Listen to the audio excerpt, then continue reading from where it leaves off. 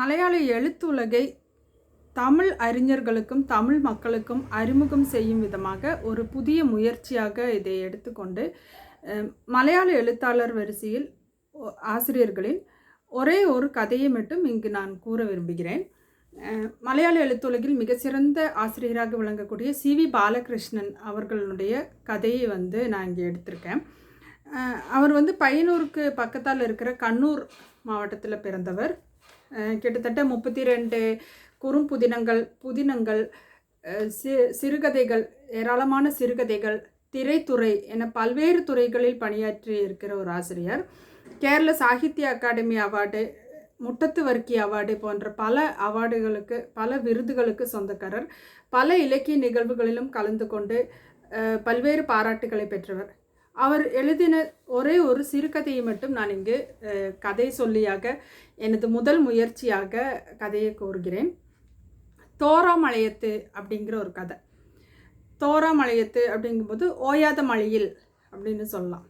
இந்த ஓயாத மழையில் அப்படின்னு நமக்கு கேட்கும்போது ஏதோ மழை தொடர்பான ஒரு நிகழ்வாக இருக்கும்.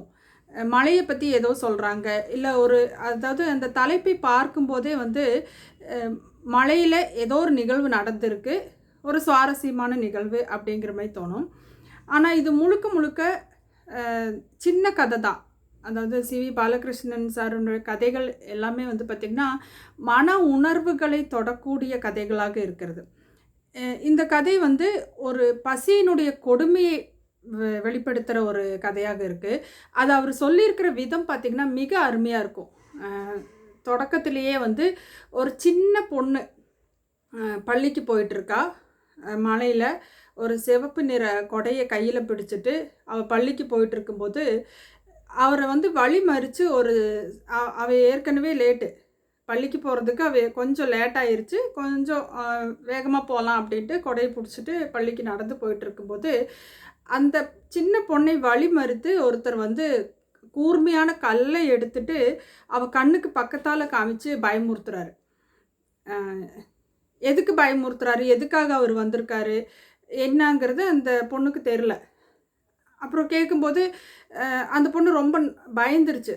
மழை வேறு லைட்டாக தூரிட்டு இருக்கு. அந்த பொண்ணு பயந்துட்டு என்ன வேணும் அப்படின்னு கேட்கும்போது அவர் வேறு ஒன்றுமே சொல்லலை. அந்த வழிமறித்தவர் அவனுடைய சோத்து டப்பா எங்கே அப்படின்னு கேட்குறாரு. இப்போ சீக்கிரம் அந்த பொண்ணு என்ன பண்ணிடுச்சு, பேக்கிலிருந்து எடுத்து கவரில், பாலித்தீன் கவரில் சுற்றப்பட்ட அந்த சோத்து டப்பாவை எடுத்து அவர் கையில் கொடுத்ததும் அவருக்கு ஏதோ ஒரு கிடைத்த மகிழ்ச்சி. அந்த மகிழ்ச்சியில் அவர் அந்த சோத்து டப்பாவை வாங்கிட்டு போயிட்டார். ஆனால் அவர் என்ன சொல்லுவார் அந்த பொண்ணுக்கிட்டன்னா, நான் இந்த மாதிரி உன்னுடைய சோத்து டப்பா வாங்கிறத வேறு யார்கிட்டையும் நீ சொல்லக்கூடாது அப்படிம்பார். அந்த பொண்ணும் போயிடும். இவர் எங்கே போனாருன்னு தெரியாது. ஏதோ ஒரு மரத்துக்கு பின்னாடி போய் உட்காந்து சாப்பிட ஆரம்பிப்பார். சாப்பிடும்போது அதில் பார்த்திங்கன்னா கருவாட்டு குழம்போட பிசைஞ்சு வச்ச சாப்பாடு. அதைய அந்த பசியினுடைய கொடுமை, இவ்வளோ நாள் கழித்து நமக்கு சாப்பாடு கிடைக்கிது அப்படிங்கிற அந்த ஒரு மகிழ்ச்சியில் அவர் வாரி வாரி வாரி போட்டுட்டு இருக்கும்போது திடீர்னு அவருக்கு பின்னாடி நம்மளை யாரோ கவனிக்கிறாங்களே அப்படிங்கிற மாதிரி ஒன்று தோணும். இப்போ யாராக இருக்கும் அது கவனிக்கிறது? அவருக்கு திரும்பி பார்க்கறக்கும் நம்ம செஞ்ச முறை சரியா இல்லையா அப்படிங்கிற ஒரு நினப்பு.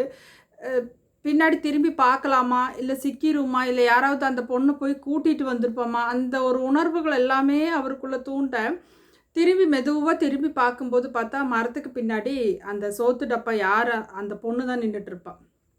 அந்த பொண்ணு நின்றுட்டு இருக்கும்போது இவருக்கு என்ன பண்ணுறது தெரில. என்னடா திரும்பவும் இந்த பொண்ணு வந்துருச்சே, எல்லாரையும் கூட்டிகிட்டு வந்திருக்குமோ அப்படிங்கிற மாதிரி ஒரு மனநிலைமையில் இருக்கும்போது ஏன் எதுக்காக வந்த அப்படின்னு கேட்பார். அப்போ அந்த பொண்ணு, இல்லை சோத்து டப்பா வாங்காமல் போயிடுச்சுன்னா எங்கள் வீட்டில் திட்டுவாங்க, இந்த டப்பாவுக்காக தான் வந்தேன் அப்படின்னு. அப்போ அவர் வாயில் சாப்பாடை அடக்கி வச்சிட்ருப்பார்.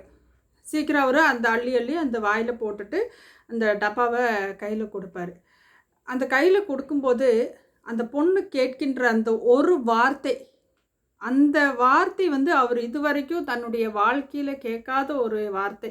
அது அவர் என்னவோ பண்ணிருச்சு. அதாவது அந்த பொண்ணு என்ன கேட்குன்னா, இவ்வளோ குறைவாக இருக்கே சாப்பாடு, இந்த சாப்பாடு உங்களுக்கு போதுமா அப்படின்னு கேட்கும்போது அவரால் அந்த உணர்வுகளை வந்து அவரால் ஒரு கண்ட்ரோல் பண்ண முடியாமல் கத்த ஆரம்பிச்சிட்டாரு. ஓன்னு கத்திட்டே வந்து ம மழையில் கொட்டுற மழையில் அவருக்கு என்ன பண்ணுறது தெரியல. இப்படி ஒரு கேள்வியை வந்து அதாவது இதுவரைக்கும் சாப்பாடு இல்லாமல் நம்ம இந்த சாப்பாட்டுக்காக தான் இந்த பொண்ணை வந்து நம்ம பயமுறுத்தி இந்த சோத்து டப்பாவை வாங்கியிருக்கோம். அந்த அவர் கத்திட்டு ஓடுற அந்த உணர்வு வந்து எப்படி நமக்கு உணர வைக்குது அப்படின்னா, இந்த பொண்ணுகிட்டேருந்து நம்ம பயமுறுத்தி வாங்கின இந்த சாப்பாடு கடைசியில் இந்த பொண்ணு வந்து உங்களுக்கு இந்த சோறு போதுமா அப்படின்னு கேட்கும்போது அது ஒரு ஆறுதலா என்னான்னு சொல்ல தெரியாமல் அவர் பாட்டுக்கு அலறிட்டு அதாவது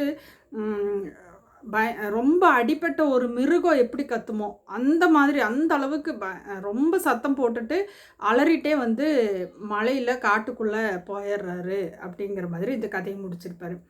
ஒரு சின்ன விஷயந்தான், பசிங்கிற அந்த ஒரு கொடுமை அந்த ஒரு நேரத்தில் நமக்கு வந்து வேறு எதுவுமே தெரியாது. யாரை நம்ம வந்து என்ன பண்ணுறோம் என்ன அந்த பசிக்காக அதாவது ஒரு வேளை உணவுக்காக நம்மளை வந்து ஒருத்தங்க ஆறுதலாக நீ சாப்பிட்டியா உனக்கு போதுமா அப்படின்னு கேட்கும்போது அது எந்த மனிதர்களாக இருந்தாலும் எந்த உயிரினங்களாக இருந்தாலும் பசி அறிந்து அவர்களுக்கு உணவை கொடுக்கும்போது அந்த உணர்வு இருக்குது பார்த்தீங்களா, அது வந்து ஒரு சின்ன விஷயம்.